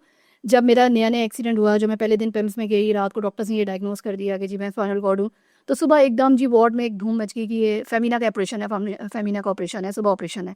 अम्मी वार्ड में, अम्मी ने कहा कि क्या फीना का किस चीज़ का ऑपरेशन है? इसकी स्पाइनल कॉर्ड का ऑपरेशन है, स्पाइनल कॉर्ड का ऑपरेशन है। उस टाइम मैं डॉक्टर्स का नाम नहीं, उस डॉक्टर का नाम लूँगी कि उन्होंने रिकमेंड कर दी है जी, वो लिख दिया गया है पेपर्स में कि इसका जो है ना 3 बजे ऑपरेशन होगा। अम्मी ने ज़ाहिर बात है मामू लोगों को बताया कि भी इस तरह डॉक्टर ये लिख गया है कि ऑपरेशन होगा। अब उसमें क्या हुआ कि मेरी फैमिली में मेरे मामू के बहुत सारे दोस्त भी डॉक्टर्स थे, तो जब वो वाले डॉक्टर्स आए, उन्होंने जब आके सुबह मुझे विज़िट किया, देखा, और जब जिन डॉक्टर्स ने मुझे रिकमेंड किया था ऑपरेशन है, उनको जब ये पता चला कि जी मैं तो उनकी किसी की इनके नो डाउट मामू के दोस्त हैं, तो ऑब्वियसली किसी की भांजी हूँ, किसी की नेटवर्क कोई, होते हैं। हाँ, वो जो नेटवर्क था कि भी ये तो इसकी बैक पे डॉक्टर्स हैं काफ़ी, तो उन्होंने एकदम उस चीज़ से बैक ऑफ नहीं कर गए कि नहीं नहीं यानी आपके नहीं, ऊपर experiment, Oh yes. my God. और वो तजर्बा क्या होना था कि वो तजर्बे में ये था कि मेरे अंदर रॉड डाल देनी जानी थी कि रॉड से जो है मैं वेरी थर्ड डे बैठ सकती थी, बैठ तो सकती थी, बट उस रॉड के कितने प्रॉब्लम थे मुझे ये कोई नहीं फिर किसी ने मेरी फैमिली को बताना था कि अगर मैं गिरूंगी तो वो कहीं से स्क्रू निकल आएगा, हाँ कहीं से फिर बेड सोल बन जाएगा, कहीं से अब देखो अब मेरी बॉडी के अंदर कहीं रॉड नहीं है जिसकी वजह से अगर मैं गिर भी जाऊँ तो मुझे प्रॉब्लम नहीं होती है, फ्लेक्सिबल हूँ, ठीक हूँ। तो डॉक्टर्स को चाहिए कि कम से कम ये गाइडेंस ज़रूर दे दें। अब वो बाज़ ये हो जाते हैं कि डॉक्टर्स को ये होता है कि जब वो पेरेंट्स हों तो उन्हें ये होता है कि हाय उन बेचारे की वो दिल आज़ारी ना हो जाए, मे बी शायद वो उस चक्कर में भी बता देते हैं कि नहीं जी ये बच्चा ठीक हो जाएगा। जैसा मैंने बहुत ज़्यादा देखा है कि देखें जो एक बच्चा by birth person with disability के साथ पैदा होता है या किसी भी डिसेबिलिटी के साथ पैदा होता है वो कभी भी ठीक नहीं हो सकता। देखिए पोलियो का पेशेंट है वो कभी भी ठीक नहीं होगा, अगर कोई मेंटली रिटार्टेड है तो वो कभी भी ठीक नहीं होगा। हाँ वो रिहेबिलिटेशन अगर उसकी स्टार्ट होगी वो नॉर्मल लाइफ की तरफ आ जाएगा, लेकिन आप उसे कहें कि वो एक नॉर्मल ह्यूमन बीइंग बनेगा, ऐसा कभी भी नहीं होता। तो डॉक्टर्स को बहुत पहले गाइड कर देना चाहिए कि आपके बच्चे के साथ ये प्रॉब्लम है, ये प्रॉब्लम नहीं ठीक हो सकती, बट आप इसको प्रॉब्लम के साथ रहने रिहेबिलिटेशन का कर सकते हैं। बेहतरीन अंदाज जी सीख लें। आप इसकी रिहेबिलिटेशन कर सकते हैं कि ये इस प्रॉब्लम के साथ रह के अपनी ज़िंदगी को कैसे गुजार सकता है। Exactly. अब उसका क्या होता है कि डॉक्टर्स ये कह देते हैं नहीं जी ये वक्त के साथ ठीक हो जाएगा, तो बेचारे पेरेंट्स क्या कर रहे Hope. होते हैं, होप तो होप होती है, लेकिन मोस्टली जो होते हैं वो नॉर्मल लोग होते हैं, उनके पास फाइनेंस भी इतना नहीं होता, कोई अपना घर बेच रहा है, कोई अपनी ज़मीन बेच रहा है, कोई बेचारा बाप दिन रात नौकरी कर रहा है, किसी से पकड़ रहा है, कुछ कर रहा है, कहीं किसी की पीर के पास लेके जा रहा है, किसी डॉक्टर के पास लेके जा रहा है, कोई ऑपरेशन कराने की कोशिश डायरेक्शन कर ठीक रहा है। करने की जरूरत हाँ जी, तो वो ये हो जाता है कि अगर वही डायरेक्शन ठीक हो और वो जो पैसा इतना इन चीज़ों पे ज़ाया कर रहा है वही अपने बच्चे की रिहेबिलिटेशन पे ज़ाया कर। जी बिल्कुल बिल्कुल। तो मेरा तो ये मानना है कि सिर्फ गाइडेंस थोड़ी सी आप उन्हें दे दें और सच बताएं कि भाई ये डिसेबिलिटी है या ये इम्पेयरमेंट है, इम्पेयरमेंट तो ठीक हो जाती है लेकिन डिसेबिलिटी नहीं ठीक हो सकती। लाइक अगर मेरी आंखों में मेरी आईसेट वीक हो रही है तो नो डाउट मैं ग्लासेस लगाऊंगी, थोड़ी सी अपनी इम्पेयरमेंट करूंगी, ग्लासेस लगाऊं, लेंस लगाऊं या कुछ हो तो मैं ठीक हो जाऊंगी। बट अब जिस मैं ये परमानेंट फिजिकल डिसेबिलिटी का शिकार हो गई हूँ या मेरी बैकबोन डैमेज हो गया तो मैं नहीं ठीक हो सकती। हाँ मेरी टांग टूट गई है तो मैं थोड़ी देर के लिए पर्सन विद डिसेबिलिटी के अंदर शुमार मेरा हो गया है लेकिन इम्पेयरमेंट है, ठीक हो जाएगा। तो ये चीज़ क्लियर करनी चाहिए। हाँ बिल्कुल, तो क्योंकि डे वन से अगर देखें बात वो ये ना कि गोल ओरिएंटेड काम होगा तो एफर्ट्स भी सही डायरेक्शन में होंगी, आपके रिसोर्सेज भी ठीक डायरेक्शन में लग रहे होंगे। अगर आप एक ऐसी जगह पे जा रहे हो जो बंद गली है तो सब कुछ जाया हो जाएगा at the end of the day. वो तो फिर आप कुछ भी नहीं कर सकते उसके बाद।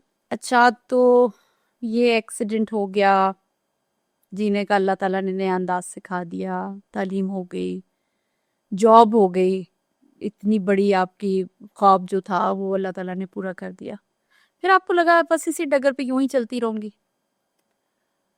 नहीं नहीं। नहीं, बिकॉज के मैंने आपको जैसा पहले एक मैंने जिक्र किया था कि जब मेरे फादर की डेथ हुई थी तो उस टाइम एक चीज़ बहुत ज़्यादा सुनने में मिली थी कि अम्मी की बेटी हूँ, पर्सन विद डिसेबिलिटी के साथ हूँ, एक डिसेबिलिटी के साथ हूँ, तो अब तो और इसका भाई भी कोई नहीं है, तो ये 3 बहनें हैं और इसकी तो शादी भी नहीं होनी, तो ये फुल टाइम अम्मा के लिए एक बर्डन होगी। ठीक है, तो वो चीज़ मुझे पिंच करती थी हमेशा।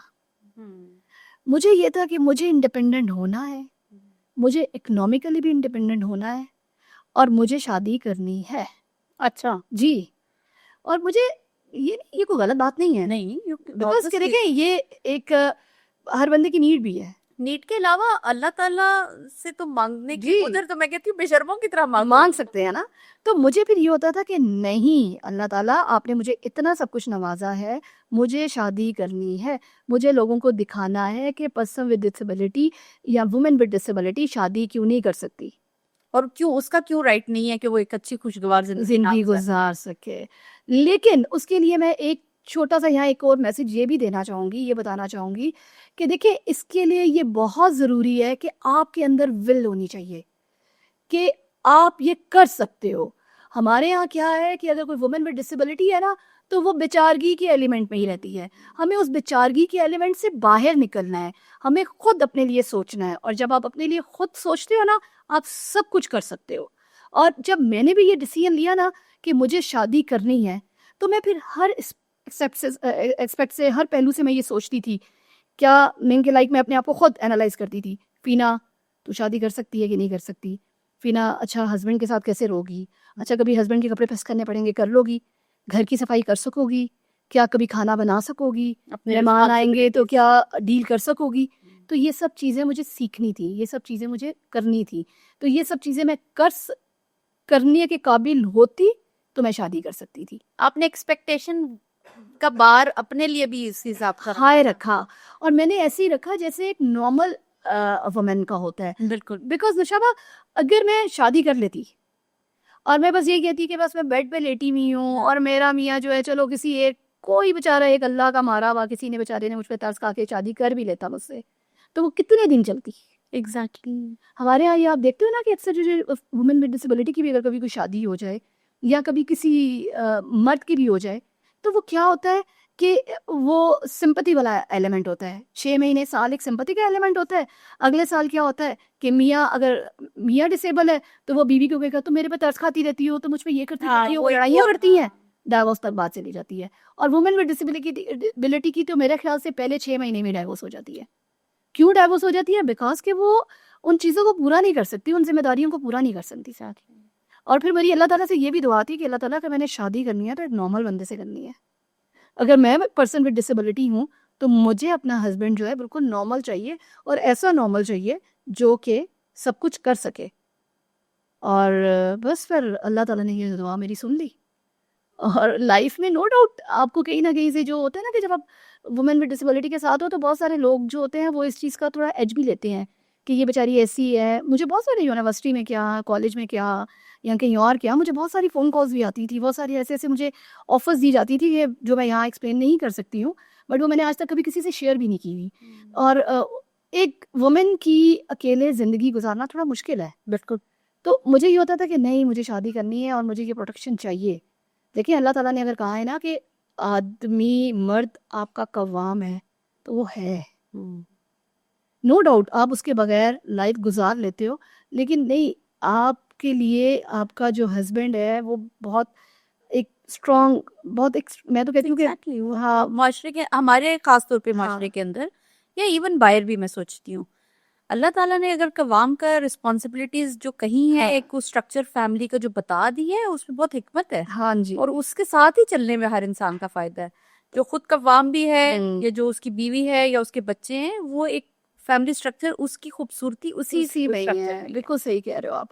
बस इसी तरह तो फिर मैं अगर आपको बैक लेके चलूँ, सीबी शॉर्ट मैंने जिक्र किया था कि हमने जो एक इंटरनेशनल लॉ सेमिनार कर रहे थे, तो उसमें लाहौर से milestone society for the special person के लोग भी इधर आए थे, तो उन्हीं में आतिफ की भी एंट्री हुई थी। ओहो, अच्छा। जी, तो वो जो थे वो लाइक जापान से ट्रेनिंग लेके आए हुए थे कि अच्छा। आपने एक एक पर्सन विद डिसेबिलिटी को कैसे हैंडल करना है, लाइक केयर गिवर की ट्रेनिंग थी।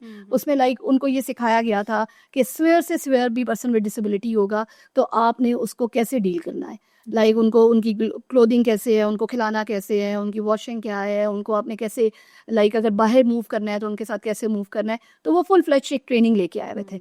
और जब मेरा इंटरेक्शन उनके साथ हुआ तो बस मुझे लगा कि ये बंदा ठीक है यार।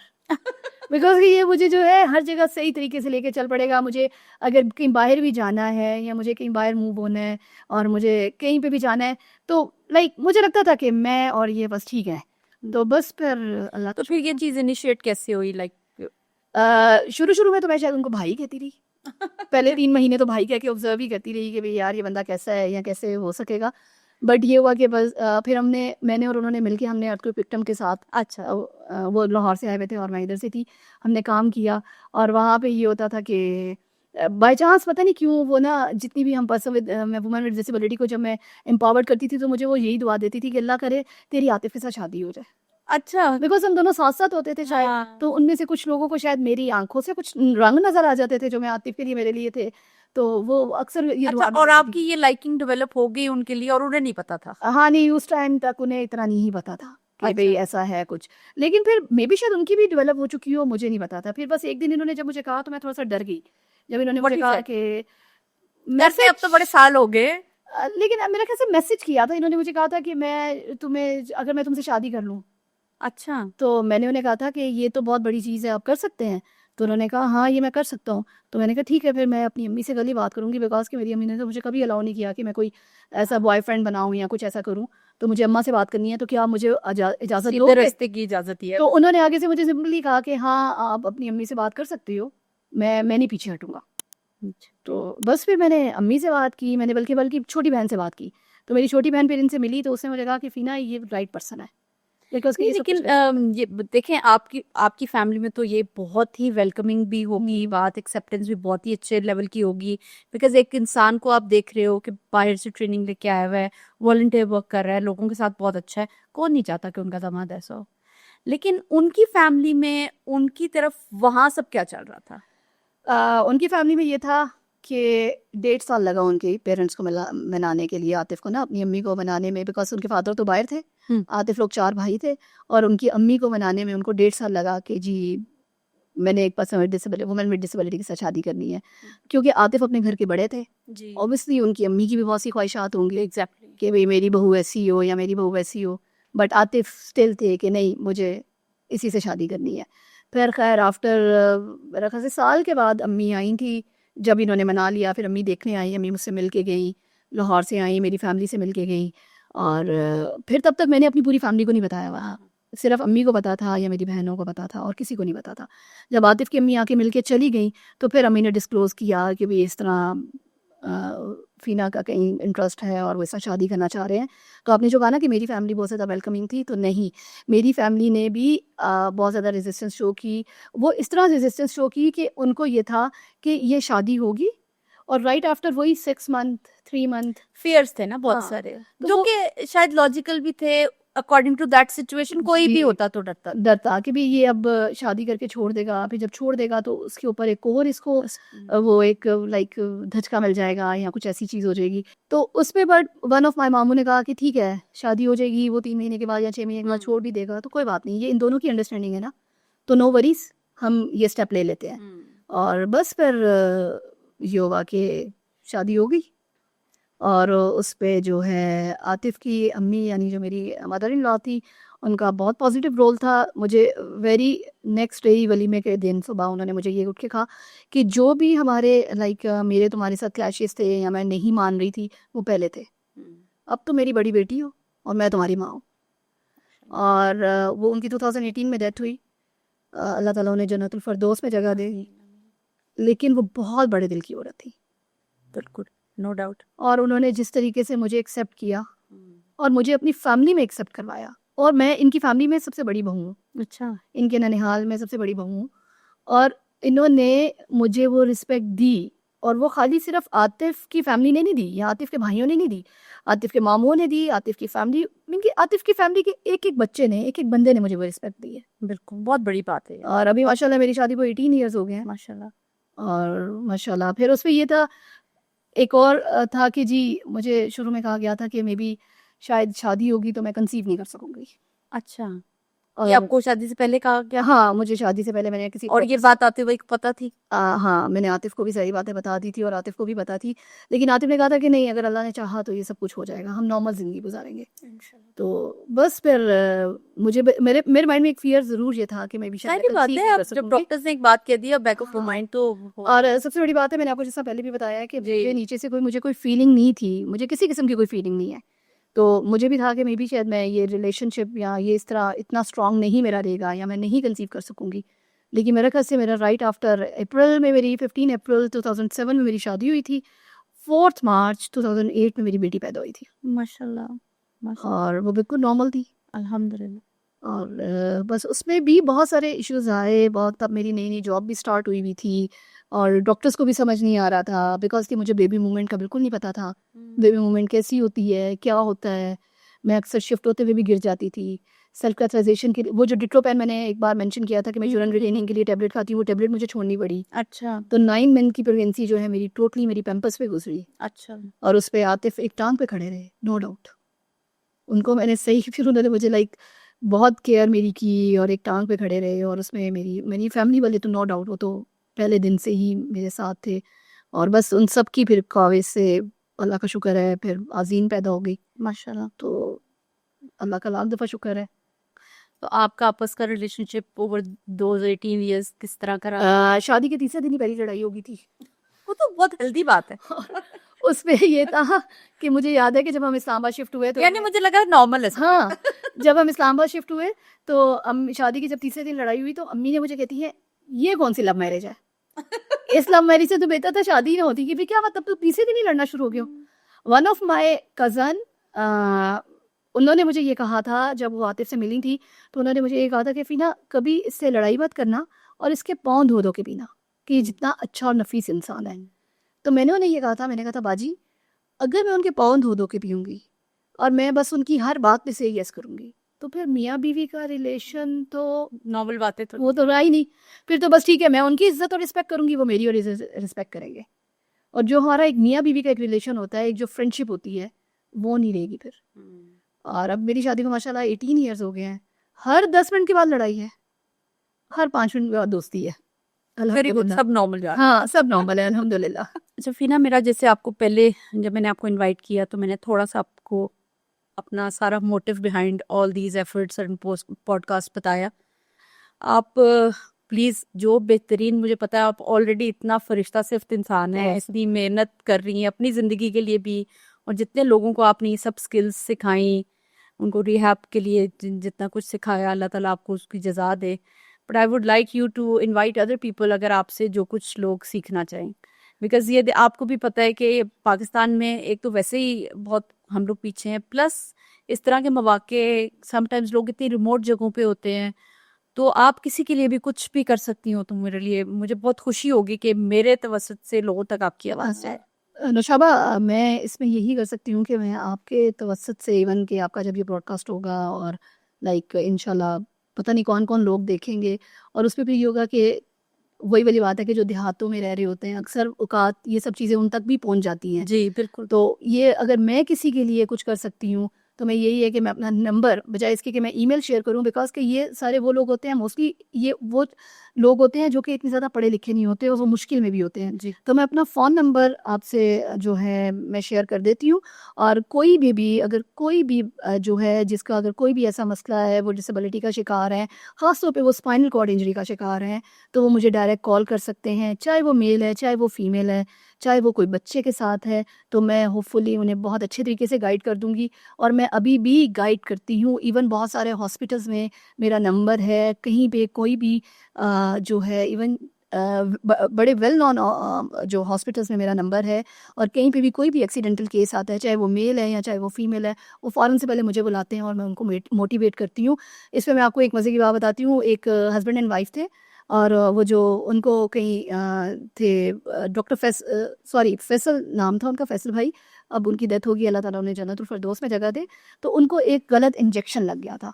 अच्छा। गलत इंजेक्शन लगने की वजह से वो अभी डॉक्टर के क्लिनिक से वो इंजेक्शन लगा के आए हैं और अभी अपने घर के दरवाजे पे भी नहीं पहुंचे, और वो गिर गए। अच्छा। और वो गिर गए और उनकी डिसेबिलिटी का शिकार हो गए, लाइक स्पाइनल कॉर्ड हो गए। तो वो इधर हॉस्पिटल में एडमिट थे, शिफा इंटरनेशनल में एडमिट थे। तो मुझे पता चला, मैं उनके पास गई। उससे पहले जो थे वो बिल्कुल ये था कि बस अब मैं चल नहीं सकता, मैं कुछ नहीं कर सकता। उनके माशाल्लाह से 3 बच्चे थे। तो उन्होंने इवन अपनी वाइफ को गाड़ी की चाबी भी दे दी थी कि बस अब ये गाड़ी तुमने ही देखनी है, घर की चीज़ें तुमने ही देखनी है, और मैं अब कुछ नहीं कर सकूँगा। जब मैं और आतिफ उनके पास गए और हमने मेरा ख़्याल से हाफ़ एन आवर शायद उनके साथ हमने लगाया, तो उसके बाद उन्होंने सबसे पहले अपनी वाइफ, उनकी वाइफ का नाम किरण था, तो उन्होंने कहा, किरण ये गाड़ी की चाबी तो मुझे वापस दो ना। जैसे ही मैंने घर जाना है, सबसे पहले मैंने अपनी गाड़ी को मॉडिफ़ाई करवाना है और मैंने जो है खुद से गाड़ी चलानी है। और उसके बाद जो है वो माशाल्लाह 8 साल वो ज़िंदा रहे, क्योंकि उनके कुछ वेट बहुत ज़्यादा हो गया था और बेड सोर्स डेवलप हो गए थे, जिसकी वजह से उनकी डेथ हो गई। बट ये था कि वो जो 8-9 साल उसके बाद ज़िंदा रहे, और वो माशाल्लाह उन्होंने बहुत काम किया, बस में डिसेबिलिटी के लिए बहुत ज़्यादा काम किया। अच्छा, मैं आपको ना यहाँ पे एक बड़े मज़े की बात बताना चाहूँगी, बिकॉज़ कि जैसे मैंने आपको पहले बताया था कि हम 3 बहनें हैं, ठीक है? मैं थोड़ा-सा ना टॉम बॉय वाली स्टोरी थी, ठीक है? मैं लाइक मुझे कोई चूड़ियाँ और ये चीज़ें पहनना पसंद नहीं थी, और मैं पैंट शर्ट्स में हमेशा रहती थी। साइक्लिंग मेरा बहुत ज़्यादा शौक था, दीवारें टाँपने बहुत ज़्यादा शौक था। और ज़ाहिर बात है, अब्बू जो थे जर्मनी में थे, तो फिर जब हम भी गए थे वहाँ पे, तो वो राइड्स का बहुत शौक होता था। और यहाँ पे भी फिर जब आपको पता ही है, यू पार्क में और ये जो कोई भी इलेक्ट्रिक राइड्स होती थी, उसमें जाके बैठने का बड़ा मज़ा आता होता था। अच्छा, जब मेरा एक्सीडेंट हुआ और फिर जब मुझे हुआ कि जी मैं व्हीलचेयर यूज़र हो गई हूँ, तो मुझे सबसे ज़्यादा था, मैं राइड्स कैसे लूँगी? मैं राइड्स कैसे लूँगी? अब मैं राइड्स नहीं ले सकती, बिकॉज़ कि अम्मी तो मैनेज नहीं कर सकती थी, अम्मी तो हैंडल नहीं कर सकती थी, और कज़न्स अभी सारे छोटे थे। तो उसपे फिर ये हुआ कि जब मेरी शादी हुई ना, तो शादी से पहले ही जब आतिफ़ ने मुझे प्रपोज़ किया और ये हुआ, तो मैंने आतिफ़ से कहा, आतिफ़ मेरी 2 विशेज़ हैं, वो आपने पूरी करनी है। आतिफ आई थिंक सो शायद थोड़ा सा कंफ्यूज हुए कि पता नहीं कौन सी विशेस कहेगी। तो उनमें से एक मेरी विश ये थी कि शादी के फौरन बाद मैंने लाहौर के फोर्ट्रेस की सारी राइड लेनी है अच्छा, और मैंने गाड़ी चलाना सीखनी है। जबरदस्त। ये 2 मेरी विशेस थी। और फिर ये हुआ कि शादी के राइट आफ्टर महीने के बाद हम फोर्ट्रेस गए और वहाँ पे जो है मैंने सारी राइड्स में मैं बैठी। और फिर जब उन्होंने देखा कि यार ये तो कपल बड़ा लाइवली है, तो उन्होंने इवन कि हमें कोई टिकट शिकट भी मुझसे नहीं ली। अच्छा, और बल्कि मैं एक राइड्स पे अगर मैं बैठती थी तो वो कहते थे नहीं नहीं आप बैठे रहिए, दूसरी पे भी ले लें। हाँ, तो वो ये होता था, उस पे आतिफ को मैनेज करना पड़ता था, आतिफ को मुझे हैंडल करना पड़ता था बिकॉज कि मैं सहारे के बगैर नहीं बैठ सकती। तो बट ये था कि मेरी एक ये बहुत बड़ी विश थी जो आतिफ ने पूरी की। और गाड़ी भी मैं लाइक अभी भी चला लेती हूँ। थोड़ा सा उसको ये है कि हम मॉडिफाई जो है करवाई थी। और उसके बाद ये है कि सिर्फ गियर ऑटोमेटिक होने चाहिए, हाँ, अदरवाइज ये है कि बाद में थोड़ा छोटा सा एक लीवर लगता है, उस लीवर के थ्रू आप ऊपर करो तो ब्रेक है, नीचे करो तो रेस है। और आप एक नॉर्मल लाइक ऑटोमेटिक कोई भी गाड़ी को आप मॉडिफाई करवा सकते हो। अच्छा, सब जी। ये तो बड़ी अच्छी आपने बात बताई। एट द एंड मैं सिर्फ एक बात करना चाहूँगी कि पहली बात तो ये है कि एक तो हमें अपनी सोच बहुत पॉजिटिव रखनी चाहिए, बिल्कुल, नेगेटिविटी को हमें कोई बहुत पीछे छोड़ना चाहिए। बीइंग अ मुस्लिम हमारा बिलीव अल्लाह पे बहुत फर्म होना चाहिए कि अल्लाह ताला ने जो किया है ये किसी गुनाह का या किसी गलती का नतीजा नहीं है, इसमें कोई हमारे लिए बहुत बड़ी बेहतरी है और हमारे लिए आगे रिवार्ड होगा। और होता है, नो डाउट होता है। और एक और चीज़, जब आप में कुछ करने की विल होती है ना तो आप कुछ भी कर सकते हो। उसके लिए ये नहीं है कि आपको बहुत ज़्यादा फाइनेंस चाहिए। फॉर एग्जाम्पल जैसा मैं एक पर्सन, जब मेरी डिसेबिलिटी हुई थी 1993 में, मेरा घर भी मेरे लिए एक्सेसिबल नहीं था, मेरा वॉशरूम भी मेरे लिए एक्सेसिबल नहीं था, रूम भी एक्सेसिबल नहीं था। बट थोड़ी थोड़ी मॉडिफिकेशन के बाद हर चीज़ एक्सेसिबल होती गई। फॉर एग्जाम्पल मैं वॉशरूम की मिसाल आपको देना चाहती हूँ कि मैं अपने वॉशरूम में अंदर नहीं जा सकती थी। कमोड तो ज़रूर थी घर में, बट मैं वॉशरूम में अंदर नहीं जा सकती थी, बजाय इसके कि हम वेट करते, पैसे आएंगे, बड़ा वॉशरूम बनाएंगे, ये करेंगे। एक साइड से चुगाड़ ही तोड़ दी आराम से। जब चुगाड़ एक साइड से तोड़ी तो व्हीलचेयर का रास्ता बन गया और मैं अंदर आराम से जाना शुरू हो गई। इसी तरह ही जो था सहन नीचे था, बिकॉज 1993 में आपको पता है कैसे घर होते थे, तो सहन नीचे था, स्टेप डाउन था और घर ऊपर था। थोड़े से पैसे जमा हुए जी, सहन को ऊपर कर दिया ताकि मेरा इजीली मैं बाहर भी आ जा सकूं। तो सिर्फ ये होता है कि आपके अंदर रुकावट नहीं समझना और आपके अंदर विल होनी चाहिए। बिल्कुल। और मैं इस प्लेटफॉर्म से आपको जितने भी वुमेन विद डिसेबिलिटी हैं या जितने भी पर्सन विद डिसेबिलिटी हैं, मैं उन सबको ये कहूँगी, अपनी होप को मत छोड़ें। आप अगर एक दफ़ा अपनी होप छोड़ देंगे तो फिर आप कुछ नहीं कर सकते। लाइफ एक ही दफ़ा मिलती है, इसको कंप्लीट एंजॉय करें और आप कर सकते हैं। अपने ऊपर किसी को तरस मत खाने। ये भी नहीं कि आप चिड़चिड़ा बन जाएं। आप कोई भी अगर आप पे तरस खा रहे हैं तो आप उससे लड़ाई करें, नेवर एवर। लड़ाई मत करें, स्माइल से उसको समझाएं कि यार मुझ पे तरस खाने की ज़रूरत नहीं है, मैं भी आपकी तरह ही हूँ, हर काम कर सकता हूँ, कर सकती हूँ। आप जो काम 5 मिनट में कर लेते हो, मैं वो काम शायद 10 मिनट में कर लेती हूँ, लेकिन मैं भी कर लेती हूँ। तो बस मेरा यही मैसेज है सबके लिए कि होप को कभी भी ना छोड़ें। Thank you.